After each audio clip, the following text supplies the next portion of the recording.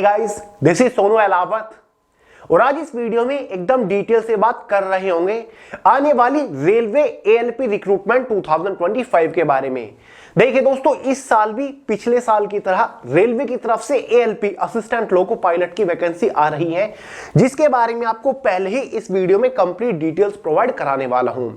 देखिए दोस्तों, बहुत ही बढ़िया वैकेंसी है, ऑल इंडिया की वैकेंसी है, लेवल 2 की पोस्ट है, ग्रुप सी की पोस्ट है, मेल और फीमेल दोनों ही कैटेगरी कैंडिडेट एलिजिबल है। इस वीडियो में आपको इस वैकेंसी के रिगार्डिंग कंप्लीट डिटेल्स प्रोवाइड करूंगा, इसका detail selection procedure step by step समझाऊंगा। पोस्ट और वैकेंसीज के बारे में बात करेंगे कि भाई इस बार टोटल नंबर ऑफ वैकेंसीज कितनी रहेंगी। एलिजिबिलिटी क्राइटेरिया के बारे में बात करेंगे, एज लिमिट, एजुकेशन क्वालिफिकेशन की मिनिमम रिक्वायरमेंट इस बार क्या रहेगी। एग्जाम पैटर्न डिस्कस करेंगे, इसके एग्जाम का complete detail syllabus, subject wise, topic wise PDF form में आपको प्रोवाइड करा के जाऊंगा। सिलेक्शन होने के बाद इस पोस्ट के ऊपर इनिशियल इनहैंड सैलरी क्या मिलेगी, exam centres, job profile, job location के बारे में बात करने वाले हैं। साथ ही आपको यह भी बताऊंगा इस वैकेंसी के लिए ऑनलाइन फॉर्म कब से स्टार्ट हो रही है, फॉर्म की लास्ट डेट क्या है, इस बार एग्जाम कब तक कंडक्ट कराया जाएगा। तो यार, अगर आप इस बार इस वैकेंसी को लेकर थोड़े से भी इंटरेस्टेड है तो वीडियो को पूरे ध्यान से आखिर तक जरूर देखेगा। तो चलिए दोस्तों, बहुत ज्यादा टाइम वेस्ट नहीं करते, फटाफट वीडियो शुरू कर लेते हैं। तो जैसे कि आपको स्टार्टिंग में बताया, ये वैकेंसी निकल के आ रही है आरआरबी एएलपी रिक्रूटमेंट 2025 की तरफ से। आरआरबी का मतलब आपको पता ही है, रेलवे रिक्रूटमेंट बोर्ड, जो कि इस वैकेंसी को कंडक्ट कराता है रेलवे की तरफ से। पोस्ट है हमारी एएलपी असिस्टेंट लोको पायलट की ये पोस्ट है, लेवल 2 की ये पोस्ट होती है, ग्रुप सी की ये पोस्ट है।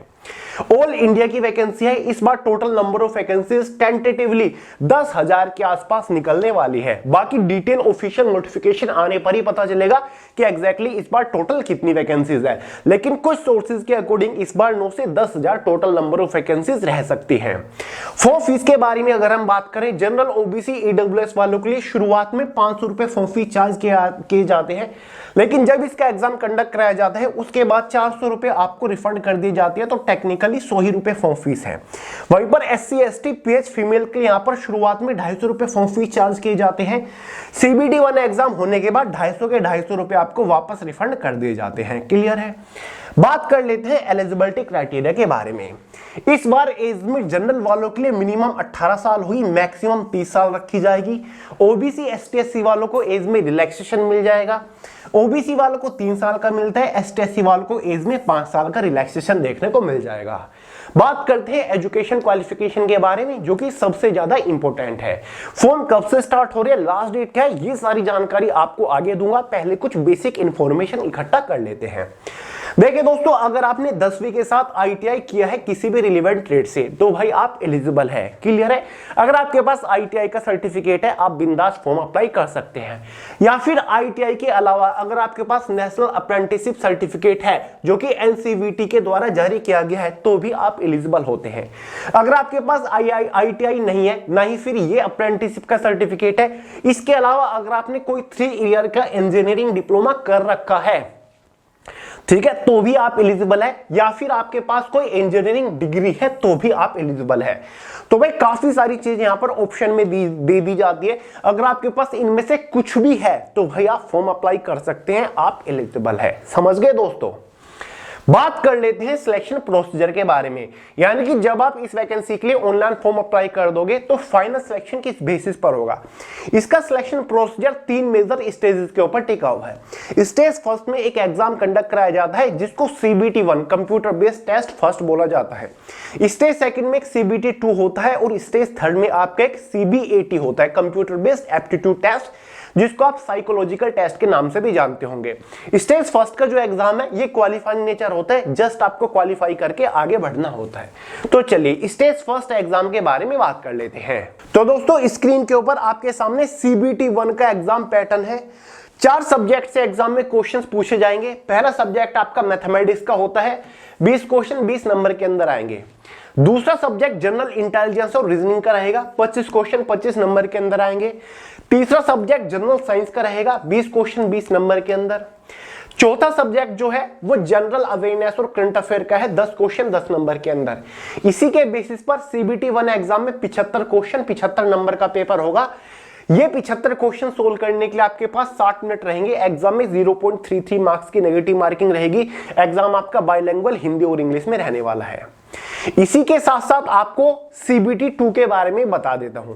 CBT 1 एग्जाम क्वालिफाई करने के बाद आपको CBT 2 के लिए बुलाया जाएगा, और ये जो एग्जाम है ना, ये जस्ट क्वालिफाइंग नेचर है।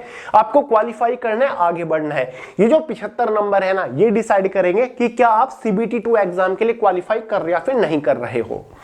CBT 2 एग्जाम का ये पैटर्न है, CBT 2 ये एग्जाम पैटर्न है, जिसको दो पार्ट में डिवाइड किया गया है। पार्ट ए में आपको ये 3-4 सब्जेक्ट देखने को मिलेंगे, पार्ट बी में आपको रिलेवेंट ट्रेड से क्वेश्चंस देखने को मिलेंगे। रिलेवेंट ट्रेड मतलब यानी कि जिस ट्रेड से आपने ITI कर रखी है या फिर जिस ट्रेड से आपने इंजीनियरिंग डिग्री या फिर डिप्लोमा ले रखा है, उस ट्रेड से। पार्ट ए में वही आपका मैथमेटिक्स होगा, साथ ही general intelligence, reasoning, basic science होंगे। टोटल 100 क्वेश्चन 100 नंबर के अंदर आएंगे। रिलेवेंट ट्रेड से 75 क्वेश्चन 75 नंबर के अंदर आते हैं। इसी के बेसिस पर एग्जाम में 175 क्वेश्चन होते हैं, 175 नंबर का पेपर, 90 मिनट क्वेश्चन पेपर की टाइम ड्यूरेशन होगी इन 100 क्वेश्चन सोल्व करने के लिए। 60 मिनट इन 75 क्वेश्चन को सोल्व करने के लिए आपको दिया जाएगा। 150 मिनट टोटल टाइम ड्यूरेशन होगी, और यहां पर भी 0.33 मार्क्स की नेगेटिव मार्किंग होगी। इस एग्जाम के साथ भी एक बड़ा सस्पेंस ये है कि भाई ये जो पार्ट 2 है, रिलेवेंट ट्रेड वाला जो पार्ट है, ये जस्ट क्वालिफाइंग नेचर है। इसके जो मार्क्स होंगे फाइनल मेरिट में ऐड नहीं होंगे। पार्ट फर्स्ट के जो 100 मार्क्स होंगे यही फाइनल मेरिट में ऐड होंगे। इन्हीं के बेसिस पर आपको फाइनली सिलेक्शन मिलेगा। क्लियर है। अब अगर आप इस एग्जाम को भी क्वालिफाई कर लेते हो, उसके बाद आपको बुलाया जाएगा स्टेज 3 के बाद लिए। बट उससे पहले एग्जाम सिलेबस को डिस्कस करेंगे। देखिए दोस्तों, ये CBT 1 का एग्जाम सिलेबस है, जिसमें मैथमेटिक्स से ये सभी टॉपिक आएंगे। Number system, board mark, decimal, fraction, LCM, HCF, ratio, proportion, percentage, manipulation, ये सारे टॉपिक आपके रहेंगे। मेंटल एबिलिटी के ये सारे टॉपिक है। जनरल साइंस में आपका वही फिजिक्स, केमिस्ट्री, बायो आएगा। 10th लेवल का जनरल अवेयरनेस में आपका सब कुछ आएगा। History, geography, polity, economics, current affair, static, GK, सब कुछ। क्लियर है। ये आपका स्टेज 2 CBT 2 एग्जाम का सिलेबस है। ये पार्ट ए का सिलेबस है। Mathematics, general intelligence, reasoning, basic science and engineering से रिलेटेड क्वेश्चंस आपके एग्जाम में होंगे। ये जो आपका CBT 2 का पार्ट बी था, मतलब जो आपका रिलेवेंट सब्जेक्ट था, ट्रेड रिलेवेंट, ये क्वालिफाइंग टेस्ट है आपका। क्लियर है। जिस भी रिलेवेंट से जो भी आपकी क्वालिफिकेशन है, उससे रिलेटेड ट्रेड से ये आपके टॉपिक एग्जाम में पूछे जाएंगे। क्लियर है। बेसिक आप कर लोगे, अपना ट्रेड के बारे में तो जानते ही होंगे। समझ गए। CBT 2 एग्जाम क्वालिफाई करने के बाद आपको स्टेज 3 के लिए बुलाया जाएगा, जिसमें आपका CBAT computer based aptitude test होगा, या फिर साइको टेस्ट इसको बोलते हैं। इसका मकसद क्या है, इसका पर्पस क्या है? देखिए, RRB ALP CBAT exam is a computer based aptitude test held to check candidates mentality ability. यानी कि इस टेस्ट को इसलिए कंडक्ट कराया जाता है ताकि कैंडिडेट्स की मेंटल एबिलिटी को चेक किया जाए, साइकोमेट्रिक स्किल्स को चेक किया जाए, डिसीजन मेकिंग स्किल्स को चेक किया जाए, and identify the strength of the candidate for ALP post. यानी कि स्टूडेंट्स की, कैंडिडेट्स की जो स्ट्रेंथ है उसको आइडेंटिफाई किया जाता है कि आप ALP की पोस्ट के लिए फिट हो या फिर नहीं हो। समझ गए। द CBAT यानी कि psycho test exam is a qualifying in nature and there is no negative marking. इस एग्जाम में कोई भी नेगेटिव मार्किंग नहीं होती, हालांकि ये भी आपका एक ऑब्जेक्टिव पेपर होता है। Candidate have to score a minimum of 42 marks in each test to qualify. यानी कि आपको साइकोमेट्रिक टेस्ट के में हर एक टेस्ट में 42 नंबर लाने हैं क्वालिफाई करने के लिए। This exam comprises 5 specific test and each test has a separate time limit. हर एक टेस्ट की सेपरेट टाइम लिमिट होगी। अब कौन कौन से टॉपिक होंगे इस एग्जाम में, ये आपके सामने स्क्रीन के ऊपर है। वैसे सिलेबस में भी मैंने आपको प्रोवाइड करा दिया है। ये आपके 5 टेस्ट होंगे जो आपको स्क्रीन के ऊपर दिख रहे हैं। बस आपको ये मजबूत करना है, आपको अलग से पढ़ने की जरूरत नहीं होती। अगर आप मेंटली अवेयर हो तो आप इन क्वेश्चन के आंसर इजीली लगा सकते हो। समझ गए। तो शुरुआत में क्वालिफाइंग नेचर होता है, लेकिन ये भी फाइनल मेरिट में इंपॉर्टेंट रोल प्ले करता है। इस एग्जाम को क्वालिफाई करने के बाद वैसे तो आपका मेडिकल टेस्ट होता है, फिर भी मैं आपको फाइनल मेरिट के बारे में बता देता हूं कि भाई फाइनल मेरिट किस बेसिस पर होगी। फाइनल मेरिट जो बनेगी CBT 2 एग्जाम के पार्ट ए के बेसिस पर बनेगी। CBAT यानी कि जो आपका स्टेज 3 है, कंप्यूटर बेस्ड एप्टीट्यूड टेस्ट, उसके मार्क्स के बेसिस पर बनेगी। अब CBT 2 का पार्ट ए वही आपका 100 नंबर का था, ये रहा 100 नंबर का पार्ट था, क्लियर है। और बाकी साइकोमेट्रिक टेस्ट जो है इन दोनों के मार्क्स के बेसिस पर बनेगी। CBT 2 का जो पार्ट वह ए है, इसका 70% वेटेज रहेगा, CBAT का 30% वेटेज रहेगा, तब जाके आपका 100% होता है, क्लियर है। तब जाके आपकी फाइनल मेरिट बनेगी। यानी कि जो आपका CBT 2 होगा उसका जो रिलीवेंट ट्रेड वाला सब्जेक्ट था, ट्रेड रिलीवेंट 75 नंबर थे, वो फाइनल मेरिट में ऐड नहीं होंगे, वो 75 नंबर केवल क्वालिफाइंग नेचर है, ठीक है। तो फाइनल मेरिट वही आपकी जनरल इंटेलिजेंस, रीजनिंग, मैथमेटिक्स और जनरल अवेयरनेस मतलब के बेसिस पर ही बन रही है, समझ गए। इसके बेसिस पर ये जो 3 सब्जेक्ट है बेसिक साइंस के बेसिस पर, समझ गए। तो ये आपका पूरा एग्जाम पैटर्न और सिलेबस रहने वाला है, समझ गए दोस्तों। 2024 वाले एग्जाम का रिजल्ट आ चुका है, आप सभी को पता है, CBT 1 का। अब CBT 2 एग्जाम शायद आपका मार्च या फिर अप्रैल महीने के अंदर ही कंडक्ट कराया जा रहा है, ठीक है। सैलरी स्ट्रक्चर के बारे में, इस पोस्ट के ऊपर सिलेक्शन होने के बाद सैलरी कितनी मिलेगी। ये एक लेवल 2 की पोस्ट है, ये एक ग्रुप C की पोस्ट है। 1900 रुपए ग्रेड पे वाली ये पोस्ट है। इस पोस्ट का 1900 रुपए ग्रेड पे है। बेसिक पे भी इसका समथिंग 19,000 है। तो इस पोस्ट के ऊपर सिलेक्शन होने के बाद इनिशियल इन हैंड सैलरी 42,000 रुपए महीना रहेगी with all and extra allowances after 7 पे कमीशन।